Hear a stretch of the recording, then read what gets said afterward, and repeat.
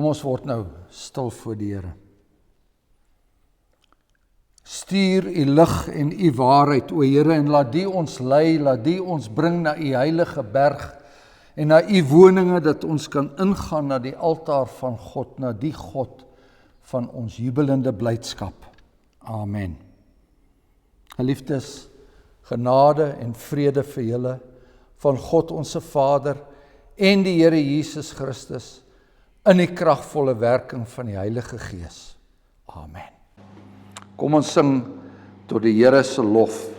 Psalm 146 en ons sing die eerste 2 verse daarvan.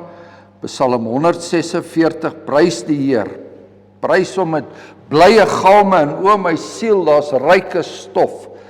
Psalm 146 verse 1 en 2 en daarna bely ons geloof saam.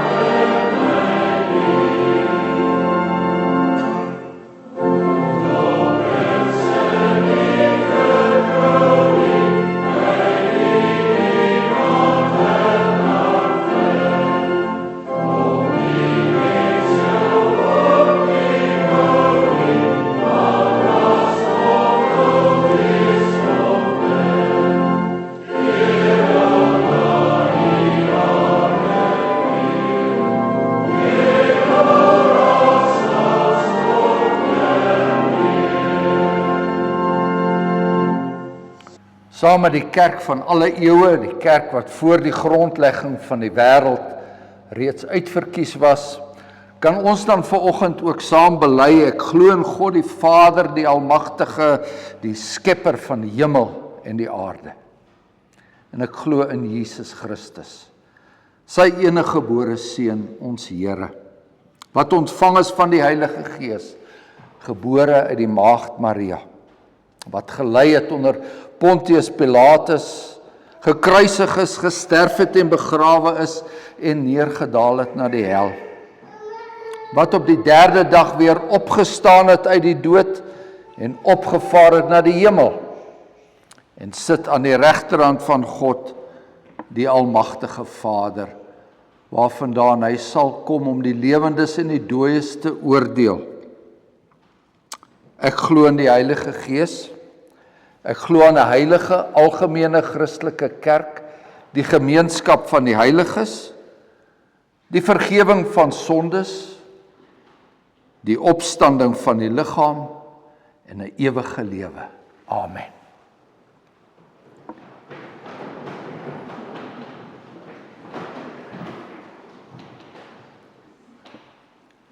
So is ons dan nou in die teenwoordigheid van die heilige God en ons luister nou na sy wet, soos hy dit afgekondig het vir sy volk in Eksodus 20. Toe het God al hierdie woorde gespreek en gesê, ek is die Here jou God, wat jou uit Egipte land, uit die slawehuis uitgelei het. En die eerste gebod is, jy mag geen ander gode voor my aangesig hê nie. Die tweede gebod is, jy mag vir jou geen gesneede beeld of enige gelykenis maak van wat bo in die hemel is, of van wat onder op die aarde is, of van wat in die waters onder die aarde is nie. Jy mag jou voor hulle nie neerbuig en hulle nie dien nie, want ek die Here jou God is 'n jaloerse God, wat die misdaad van die vaders besoek aan die kinders, aan die 3de en aan die 4de geslag van die wat my haat. En ek bewys barmhartigheid aan duisende van die wat my liefhet en my gebooie onderhou. 3de gebod, jy mag die naam van die Here jou God nie ydelik gebruik nie, want die Here sal die een wat sy naam ydelik gebruik, nie ongestraf laat bly nie. Gedenk die Sabbatdag, dat jy dit heilig, 6 dae moet jy arbei, en al jou werk doen, maar die 7de dag is die Sabbat van die Here jou God, dan mag jy geen werk doen nie, jy of jou seun, of jou dogter, of jou diensknegt, of jou diensmaagd, of jou vee, of jou vreemdeling, wat in jou poorte is nie. Want in 6 dae die Here die hemel en die aarde, die see en alles wat daarin is gemaak, en op die 7de dag het hy gerus. En daarom het die Here die Sabbatdag geseën en dit geheilig. 5de gebod, eer jou vader en jou moeder, dat jou dae verleng mag word in die land wat die Here jou God aan jou gee. Die 6de gebod is, jy mag nie doodslaan nie. Die 7de gebod is, jy mag nie egbreek nie. Die 8ste gebod, jy mag nie steel nie. Die 9de gebod, jy mag geen valse getuienis teen jou naaste spreek nie. En dan die 10de gebod is, jy mag nie jou naaste se huis begeer nie. Jy mag nie jou naaste se vrou begeer nie, of sy diensknegt, of sy diensmaagd, of sy os, of sy esel, of iets wat van jou naaste is nie. As gemeente antwoord ons op die Here se wet deur Psalm 66 te sing, die 7de en die 8ste vers. En daar bely die psalmdigter, was ek deur ongeregtighede en hulle aanloklikheid bekoor, dan het die Heer na my gebede en jammerklagte nie gehoor. Psalm 66 vers 7 en 8 en daarna bid ons saam.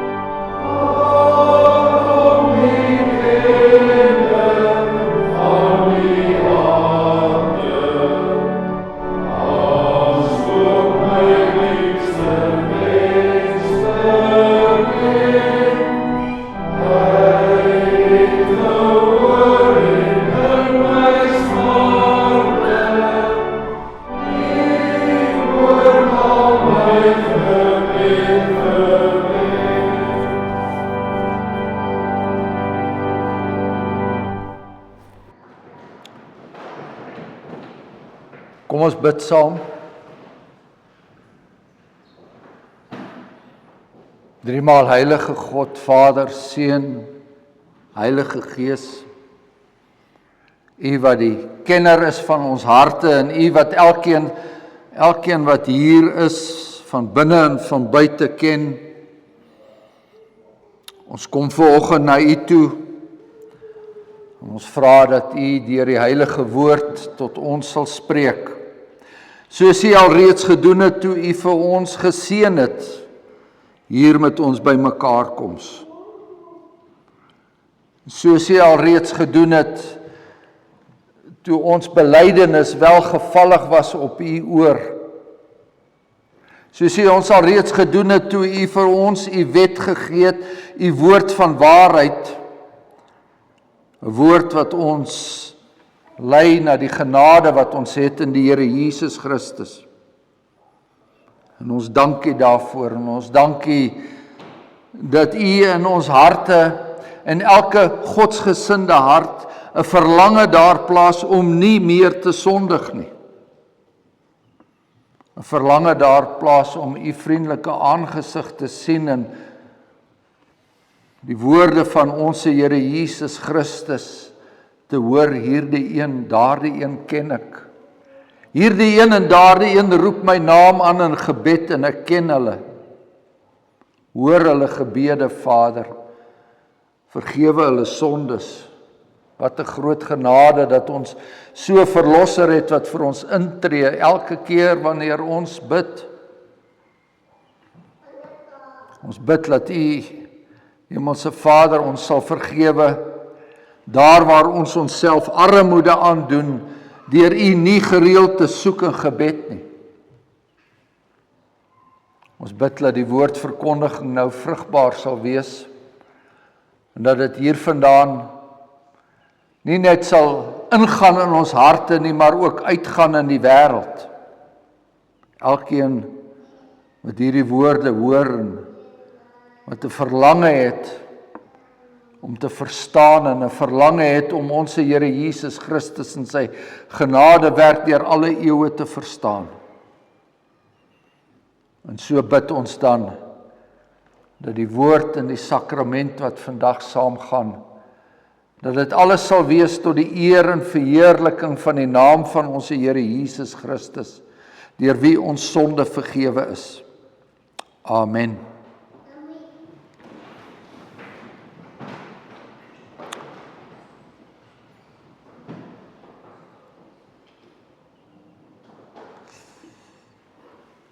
Ons het 'n tyd gelede het ons 'n aantal preke gelewer uit die Eerste Koningsboek, die geskiedenis van Elia.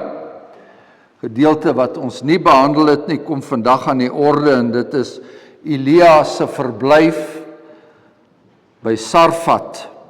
In die tyd toe koning Agab regeer het, in die tyd toe daar geweldige groot afval in die land was, in die tyd toe die Here deur die Here se profetiese woord droogte oor die land gebring het, het Elia in 'n heidense land by die weduwee van Sarfat blyplek gekry. Ons lees vanaf 1 Konings 17 vers 9. Daar sê die Here vir Elia: "Maak jou klaar, gaan na Sarfat wat by Sidon is en gaan bly daar. Kyk, daar het ek aan 'n weduwee bevel gegee om jou te onderhou." Daarop het hy hom gereed gemaak en na Sarfat gegaan, en toe hy by die ingang van die stad kom, was 'n weduwee juis besig om haar houtjies bymekaar te maak, en hy roep haar en sê: "Gaan haal tog vir my 'n bietjie water in die kan dat ek kan drink." En terwyl sy loop om dit te gaan haal, roep hy na haar en sê: "Bring tog vir my 'n stukkie brood saam." Maar sy antwoord: "So waar as die Here u God leef, ek het nie 'n broodkoek nie, maar 'n handvol meel in die pot en 'n bietjie olie in die kruik, en hier maak ek nou 'n paar houtjies bymekaar, dan gaan ek en ek maak dit vir my en my seun klaar, sodat ons dit kan eet en sterwe." En Elia sê vir haar: "Wees nie bevrees nie, gaan heen, doen volgens jou woord, maar maak eers daarvan vir my 'n broodkoekie en bring dit uit vir my. Daarna kan jy vir jou en jou seun iets klaarmaak. Want so sê die Here, die God van Israel: die meel in die pot sal nie opraak en die olie in die kruik sal nie minder word nie, tot op die dag dat die Here reën op die aarde sal gee."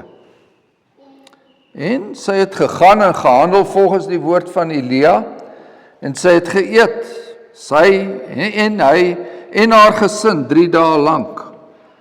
Die meel in die pot het nie opgeraak en die olie in die kruik nie minder geword nie, volgens die woord van die Here wat hy deur die diens van Elia gespreek het.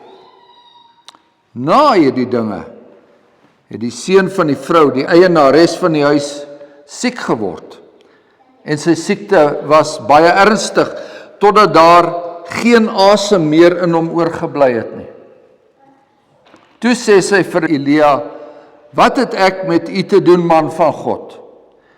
U het na my gekom om my ongeregtigheid in gedagtenis te bring en my seun dood te maak.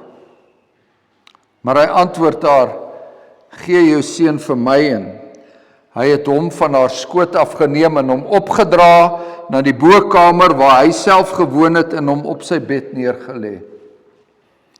En hy het die Here aangeroep en gesê, Here my God, het u selfs oor die weduwee by wie ek as vreemdeling vertoef, 'n onheil gebring deur haar seun te laat sterwe. Daarop het hy hom 3 maal uitgestrek oor die kind, en die Here aangeroep en gesê, Here my God, laat die siel van hierdie kind tog in hom terugkeer. En die Here het Elia verhoor en die siel van die kind het in hom teruggekeer, sodat hy weer lewendig geword het. En daarop neem Elia die kind en hy bring hom af uit die bokkamer in die huis, en hy gee hom aan sy moeder, en Elia sê, kyk, jou seun lewe. En die vrou sê vir Elia, nou weet ek dat u 'n man van God is en dat die woord van die Here in u mond waarheid is. Dit is die woord van die Here en ons lees tot sover daaruit. Ons antwoord daarop deur weer saam te sing, en hierdie keer sing ons Psalm 105. Psalm 105 verse 1 en 5. Loof die Heer van alle Here en verhoog sy naam en gee hom ere en bring sover daar volke is sy dade in gedagtenis en spreek met aandag en ontzag van al sy wonders dag aan dag.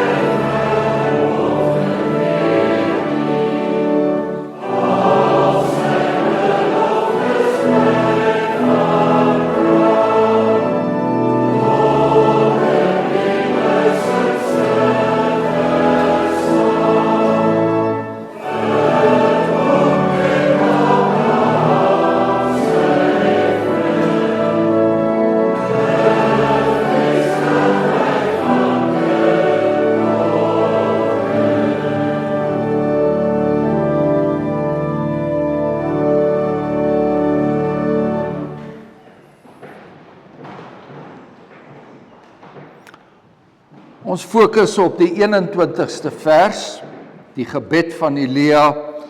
Here my God, laat die siel van hierdie kind tog in hom terugkeer. Broeders en susters, Elia, die Here se profeet, het sy intrek by die weduwee daar in Sarfat geneem en dit gaan goed met hulle. Baie goed in vergelyking met die res van die land se inwoners, daai mense wat klaag en kwyn onder die oordeel van God se droogte. sterwend van die honger, en sodat selfs later die klaagliedere kwyn en selfs daarvoor die krag en die asem opraak. Daarenteen het die moeder haar seun en die profeet genoeg. Die meel in die pot en die olie in die kan raak nie op nie. Solank Elia daar woon, het hulle inderdaad 'n hemelse gestand. God se dienaar in die amp, daar by hulle in die huis. Ons kan selfs onder die omstandighede sê dat hulle hemel op aarde het. En dan, skielik, onverwags, soos alle ander gebeure in hierdie tyd, skielik en onverwags was, tree die dood ook in hierdie huis in. Die kind word siek, baie ernstig siek. Die siekbed word 'n sterfbed. Die lewende God wat aan mens en dier hulle spyse gee, die lewende God wat vir die eerste mens wat vir Adam die asem ingeblaas het, hy ontneem nou die seun van sy asem, totdat daar in hom geen asem oorgebly het nie. Ja, skielik, onverwags, tree die dood in. Deur die skeure en deur die krake van die vensters en die deure kom hy binne om sy prooi te neem. Al het hierdie huis direk uit die hand van die Here geleef, al was dit die enigste seun van hierdie arme vrou, al het sy haar huis en haar kombuis vir die Here se profeet oopgestel, ontsien die dood hulle nie. En beloof die Here dan nie in sy woord dat hy wat 'n profeet ontvang, omdat hy 'n profeet is, sal die loon van 'n profeet ontvang. Dis Matteus 10.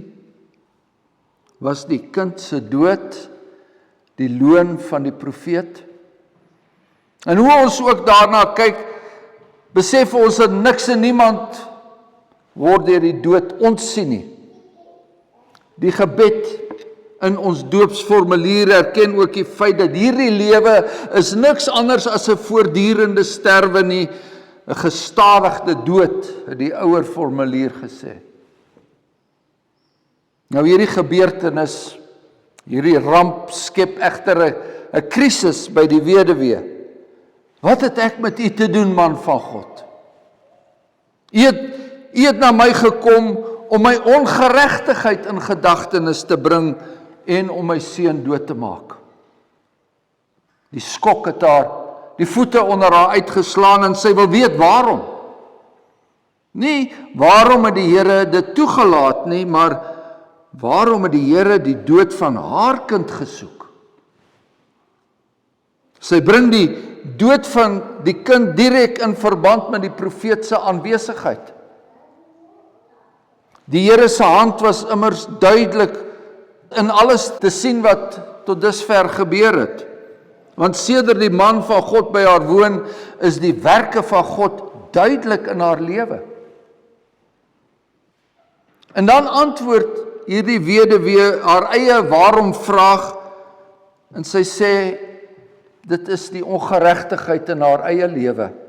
Sy sê, haar eie sonde is die rede vir die kind se dood. Die Here se profeet moes haar en haar seun in die Here se wet onderrig het in die tyd wat hy daar was. Hy moes seker vir hulle vertel het wat die oorsprong was van hierdie droogte, moes hulle geleer het van God se verbondswraak, en daarom roep sy nou haar eie ongeregtigheid na vore. Dit wat met Israel gebeur het, gebeur ook nou met haar. Haar eie sonde het haar ingehaal. Die nabyheid van God en sy heiligheid, dis vir haar te veel. Die heiligheid van die Here is besig om haar te verteer. Binne die verblindende lig van God se heiligheid het haar eie onheiligheid na vore gekom. En die straf op die sonde is die dood. Soos dit alreeds daar in die paradys aangedui was, daar in Adam se tyd. En hoewel die weduwee se kind nie noodwendig hierdie dinge verstaan nie, het hy, sonder dat hy dit geweet het, deel aan die verdoemenis in Adam. Jy sal dit aanstonds weer in die gebed by die doopsformulier hoor. wetend of onwetend, het almal deel aan die verdoemenis in Adam. Soos deur een mens die sonde in die wêreld ingekom het, en deur die sonde die dood, so het die dood in alle mense deurgedring, omdat almal gesondig het. Dis Romeine 5. Dis 'n absolute hopelose toestand. En tog het hierdie sondige vrou haarself destyds reeds as 'n gelowige geopenbaar, die dag toe sy haar laaste bietjie kos opgeoffer het, en daarom ook hier werk die Gees van God in haar. En sy gee haar seun aan die man van God, sy gee sy asemlose liggaam vir Elia. En Elia bid. En die vurige gebed van die regverdige het groot krag, so skryf die apostel Jakobus, en dan verwys hy na Elia, en dan voeg Jakobus by, en Elia was 'n mens net soos ons. Elia was die een wat soos Jakob in sy gebede met God geworstel het, en in sy gebede telkens vir God aan sy verbond herinner het. Daar mag geen reën wees nie, het hy gebid, en op grond van God se verbondswraak sal daar nie reën wees nie. En as God se verbondswoord waar is, dan moet daar geen reën wees nie. Ook hier in Sarfat vind ons die Here se gesand in 'n gebedsworsteling. Op grond van God se verbond, op grond van God se goedertierenheid, op grond van sy genade, op grond van sy ondeurgrondelike barmhartigheid, vra Elia, en hy wil weet, smeek hy, moet hierdie vrou dan nou ook getref word? Hierdie vrou wat reeds die belofte woord gehoor het en dit geglo het, moet sy dan ook nou getref word? Moet daar ook uit hierdie huis 'n klaaglied weer klink, soos dit weer klink in al die ander huise daar in Sarfat? Is daar dan geen uitsondering nie? Elia het hom 3 maal uitgestrek oor die kind. 3 maal die Here aangeroep, Here my God, laat die siel van hierdie kind tog in hom terugkeer. Sien u geliefdes, hoe die Here se profeet die grens probeer verskuif. Sien u hoe die Here se profeet die grens van die dood buite hierdie huis wil stel? Hy vra dit wat daar aan die begin van die boek Genesis tot op hede nog nooit gebeur het nie. Hy vra die opwekking van die dode. Dis waar, Elia vra die opwekking van die dode. Hy vra die onmoontlike, maar sy Here is die God wat die onmoontlike kan doen. Vir die eerste keer in die Heilige Skrif vra Elia van God die onmoontlike, om die dooie na die lewe terug te bring. Hy worstel met die almagtige God, die God van die alleroorvloedigste fontein van goed, om die alleroorvloedigste goed te doen, om die onmoontlike te doen. En nou moet ons verder ook opmerk, geliefdes, om die dooie na die lewe toe te bring, is nie die uiteindelike doel van Elia se smeking nie. Dit kan ook nie wees nie, want daardie seun, as hy weer lewe, sal tog uiteindelik maar weer sterwe. Nee, die doel van Elia se gebed vind ons in die laaste vers van ons geleesde gedeelte, en dit is dat hierdie Here kan weet dat Elisa 'n man van God is. En dat die woord van die Here wat uit sy mond uitkom, dat dit die waarheid is, en dat die God van Israel, dat hy 'n getroue verbondsgod is. Die wonder wat sal gebeur, moet die waarheid van die woord onderstreep. Net soos al die ander wonders in die Nuwe Testamentiese tyd, bevestig die wonder God se woord. Die wonder is nooit 'n doel in sigself nie. Here my God, laat die siel van hierdie kind in hom terugkeer. Nou in 'n sekere sin, broeders en susters, gaan ons vandag meer vra as dit. Want u weet, ons leef in die tyd van die grootste van alle wonders. In die tyd van die grootste van alle wonders, ons weet wel vandag dat ons wat in die dood oorgelewer sal word, sodat die lewe van Christus in ons sterflike vlees openbaar kan word. Dis 2 Korintiërs 4. Ons gaan meer vra as wat Elia gevra het. Want ons is die ontvangers, die draers van God se volle openbaring. Sy volle openbaring in Jesus Christus. Ons is die getuies van sy verdienste aan die kruis, daar waar al ons ongeregtighede en al die ongeregtigheid van Sarfat se weduwee uitgewis is. Daar waar ons skoon gewas is deur sy kosbare bloed. Ons is die getuies van sy opstanding, sy oorwinning oor die dood. En ons weet dat daardie lewe gaan eendag in ons eie sterflike vlees geopenbaar word. Ons is die getuies van sy hemelvaart en die dag wat daarop gevolg het, die dag toe die fontein van die alleroorvloedigste goed oorstroom het. Pinksterdag. Die dag toe die Heilige Gees in oormaat uitgestort is. En ons kinders en almal wat daar ver is, die erfgename geword het van God se rykste beloftes. En God se Gees kragtig in ons begin werk het, en ons oortuig het, dat daardie beloftes, dat dit die waarheid is. Kragtig in ons getuig het, beter as wat enige tydelike wonder in ons gewerk het, om ons te oortuig, sy woord is die waarheid. Ons gaan meer vra as wat Elia gevra het. Ons eie hopelose toestand, dit staan voorop in ons doopsformulier. Ons en ons kinders is in sonde ontvang en gebore, en daarom is ons onder die toorn van God, ons is onder sy verskriklike oordeel.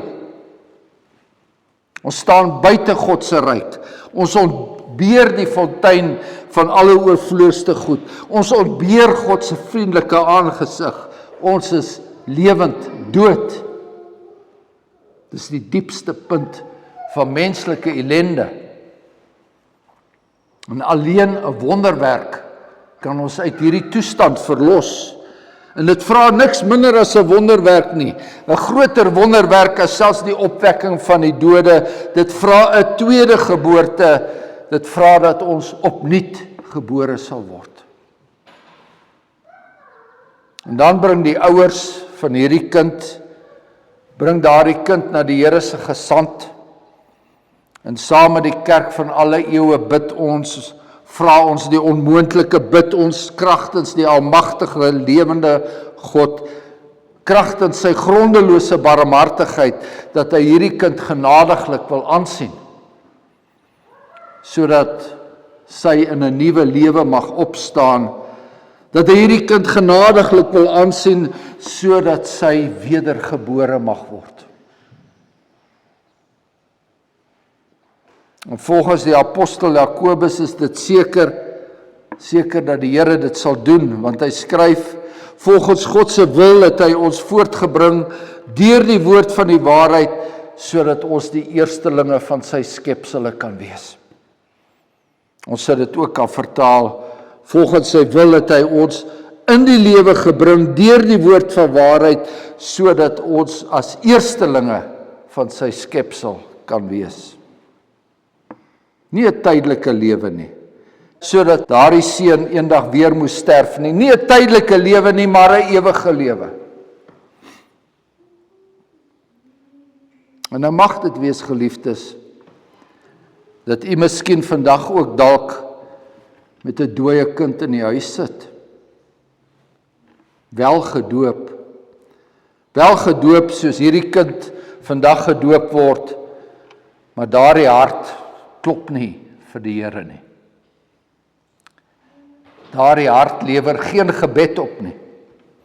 Daar's geen sug van verlange om in die verlossing van Christus te deel nie. Daar's 'n dooie in die huis. Wat kan ons doen om die situasie om te keer? Ons kan en ons moet vermaan, waarsku dat die breë weg die pad van die verderf is, tydig en ontydig, dit moet ons doen. Maar ons moet ook besef, ons kan nie daardie kind 'n nuwe lewe skenk nie. Dis God alleen wat lewend kan maak. En kyk, sien en glo ons uit ons skrifgedeelte dat die gebed van 'n regverdige het groot krag. En weet dat Elia 'n mens was net soos u en ek. Net soos u geagte ouers wat vandag hierdie kindjie laat doop. Strek jouself uit, medestryder in die geloof. 1, 2, 3 maal, s'morgens, saans, worstel met God, worstel om die siel van die kind. Vra die onmoontlike, kragtens die almagtige ewige God, kragtens sy grondelose barmhartigheid. Vra die onmoontlike in die naam van ons Here Jesus Christus. Amen. Ek gaan nou aan die voorhou die formulier vir die bediening van die heilige doop aan kinders. En dan die hoofsaak van hierdie leer word in die volgende 3 punte saamgevat. Ten eerste, ons en ons kinders is in sonde ontvang en gebore. En daarom is ons onder die toorn van God. Sodat ons nie in die ryk van God kan inkom nie, tensy ons opnuut gebore word. En dit word aan ons geleer deur die indompeling en die besprenkeling met die water, en daardeur word die onreinheid van ons siele vir ons aangewys, sodat ons vermaan word om 'n afkeer aan onsself te hê, om ons voor God te verootmoedig en om ons reiniging en saligheid buite onsself te soek. Ten tweede, die heilige doop betuig en verseël aan ons die afwassing van die sondes deur Jesus Christus. En daarom word ons gedoop in die naam van God, die Vader en die Seun en die Heilige Gees. Want as ons in die naam van die Vader gedoop word, dan betuig en verseël die Vader aan ons dat hy 'n ewige genadeverbond met ons oprig. Dat hy ons tot sy kinders en erfgename aanneem. Dat hy ons daarom met alle goeie dinge wil versorg. En dat hy alle kwaad van ons wil afweer, of tot ons eie bes wil beskik. En as ons in die naam van die Seun gedoop word, verseël die Seun aan ons, dat hy ons in sy bloed so van al ons sondes was. En daarmee lyf hy ons in sy dood en in sy opstanding in. En so word ons van ons sondes bevry en word ons regverdig voor God gereken. Net so ook as ons in die naam van die Heilige Gees gedoop word, dan verseker die Heilige Gees ons, dat deur hierdie heilige sakrament dat hy in ons wil woon, dat hy ons tot lidmate van Christus wil heilig, deur ons tot eiendom te maak wat ons in Christus het, naamlik die afwassing van ons sondes en die daaglikse vernuwing van ons lewe, sodat ons eindelik onder die gemeente van die uitverkorenes in die ewige lewe vlekkeloos gestel kan word. Nou ten derde, omdat alle verbonde uit 2 dele bestaan, word ons ook weer deur die doop vermaan en verplig tot 'n nuwe gehoorsaamheid. Ons moet naamlik hierdie enige God, Vader, Seun en Heilige Gees, ons moet hom aanhang, vertrou en lief hê met ons hele hart, met ons hele siel en met al ons krag. Ons moet van die wêreld afsien, ons ou natuur doodmaak, 'n godvrugtige lewe lei, en as ons soms uit swakheid in sonde val, moet ons nie aan die genade van God twyfel of in die sondes bly lê nie.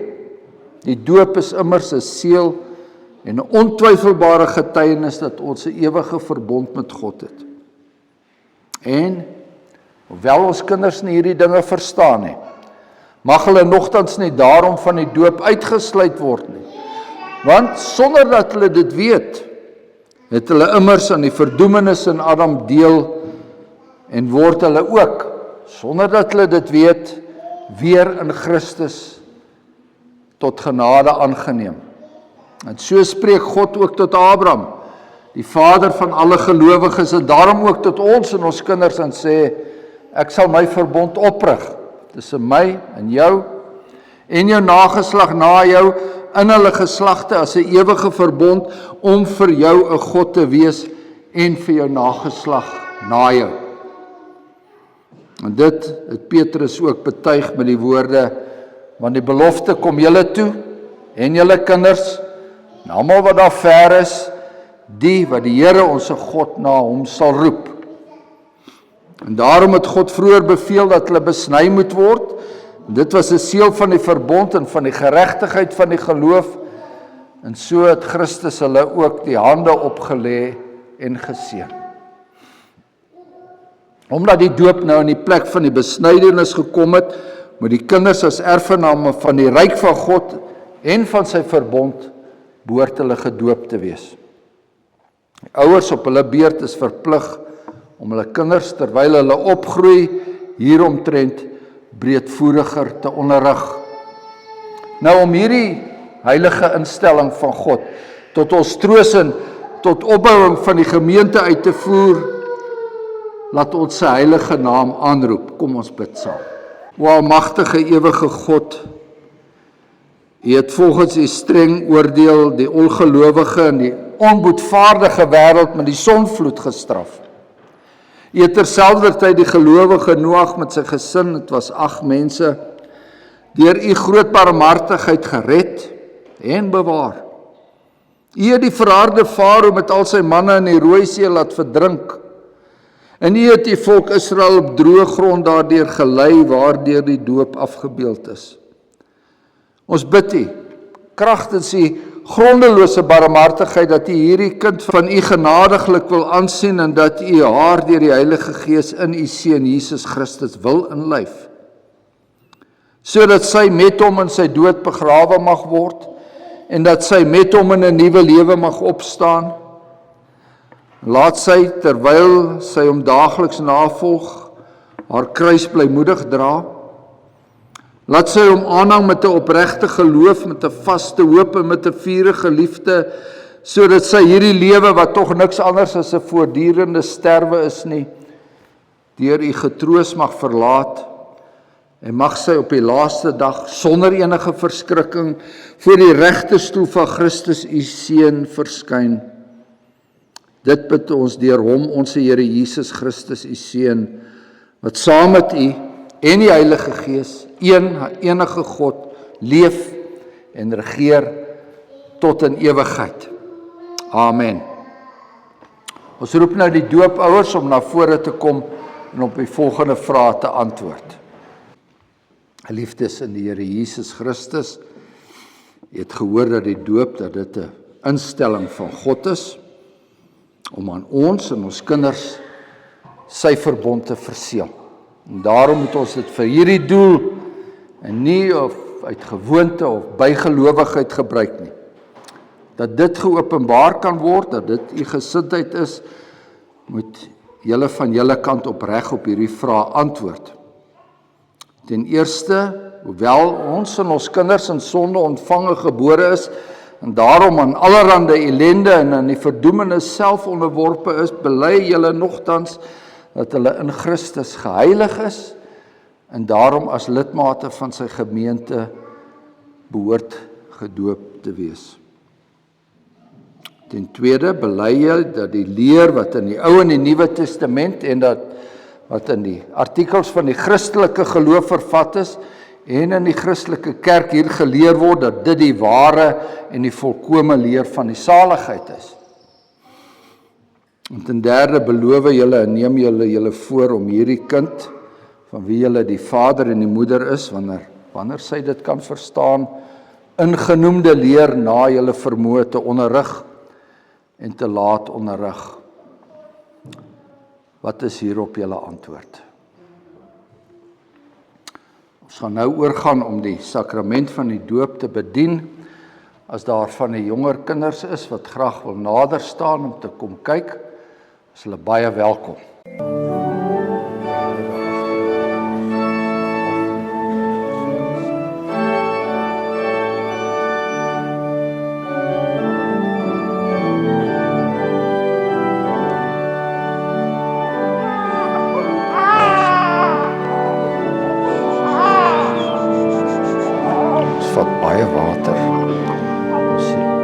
Annika, ons doop jou in die naam van die Vader, en die Seun, en die Heilige Gees.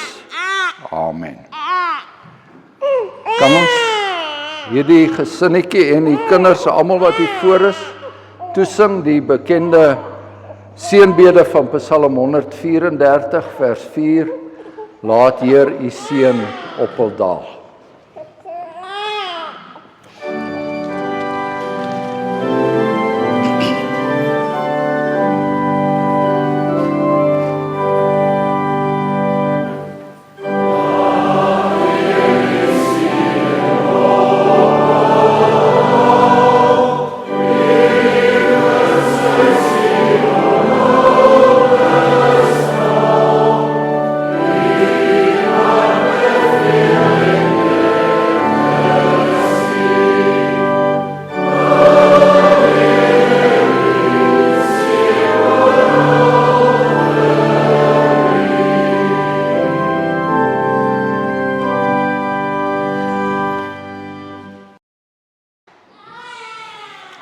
Kom ons doen nou as gemeente saam 'n dankgebed.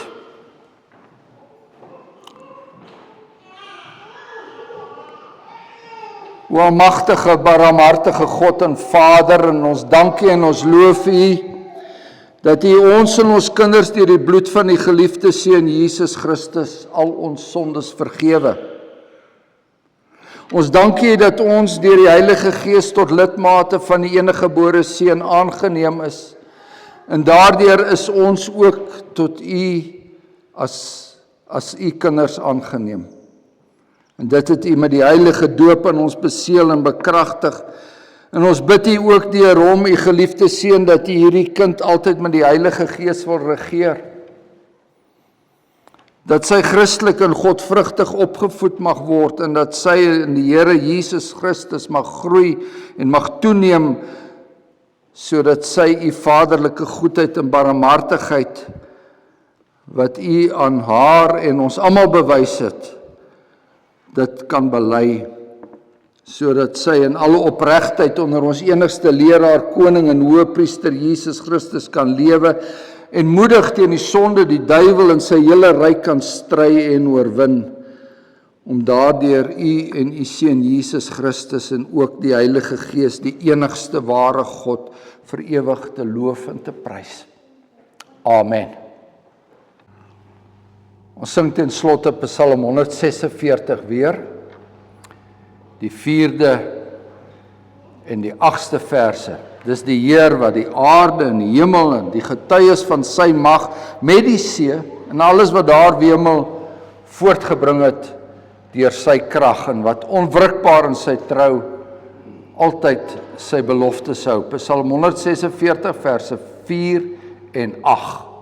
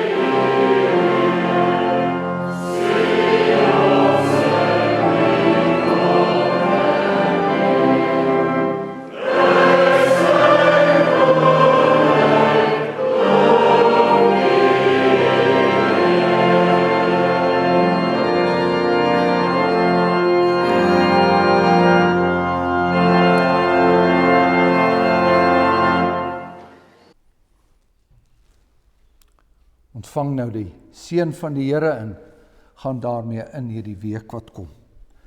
Die genade van ons Here Jesus Christus, die liefde van God die Vader, die troostryke en die kragvolle werking van die Heilige Gees, dit sy en dit bly by julle almal. Amen.